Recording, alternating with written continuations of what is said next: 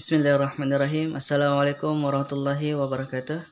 Alhamdulillah wa syukurillah wa la hawla wa la quwata illa billahil aliyil azim.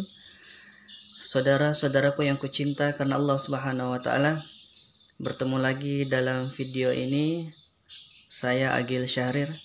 Pada kesempatan yang sangat berbahagia ini, saya ingin mau berbagi satu kebiasaan atau adab-adab atau sunnah-sunnah dalam beristinja dengan yang dicontohkan oleh Nabi Muhammad SAW.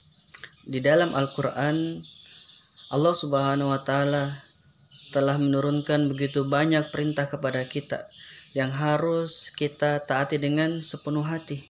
Oleh karena itu, diutuslah Rasulullah SAW, Nabi terakhir, yang mana tugas beliau adalah untuk menuntun manusia ke arah jalan yang sesuai dengan perintah Allah dan menjadi sebagai suri teladan dalam kehidupan beliau sehari-hari untuk umatnya. Dengan demikian jelaslah bahwa kita dianjurkan untuk mengikuti sunnah-sunnah yang telah dicontohkan oleh Nabi Muhammad SAW, karena beliau adalah sebaik-baik suri teladan buat kita yang sebagai umatnya. Saudara-saudaraku yang kucintai karena Allah Subhanahu wa taala, Allah Subhanahu wa taala memerintahkan pun kita juga untuk mengikuti sunnah Nabi sallallahu alaihi wasallam. Itu terdapat di dalam Al-Qur'an surah Ali Imran ayat 31 yang mana bunyinya, "Qul in kuntum tuhibunallah fattabi'uni yuhibbukumullah wa yaghfir lakum dzunubakum." Katakanlah, jika kalian benar-benar mencintai Allah, ikutilah aku. Niscaya Allah akan mencintai kalian dan Allah akan mengampuni dosa-dosa kalian. Maka ayat tersebut memerintahkan kepada kita untuk mengikuti jejak langkah, mengikuti pola kehidupan Nabi SAW, mulai dari bangun tidur sampai tidur lagi. Tapi pada kesempatan ini kita akan fokus membahas tentang adab-adab dalam beristinja. Apabila kita mengamalkan ayat tersebut tadi, ya, Ali Imran ayat 31, maka kita akan memperoleh dua keuntungan. Yang pertama adalah Allah Subhanahu wa taala mencintai kita, dan yang kedua, Allah Subhanahu wa taala akan mengampuni dosa-dosa kita.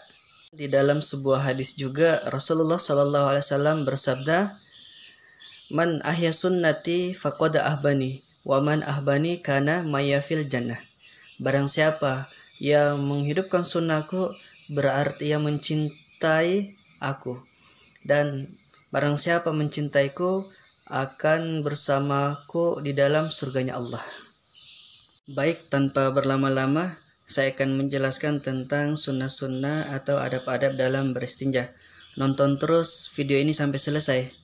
Dan jangan lupa like and share, komen, dan juga subscribe video ini. Terima kasih.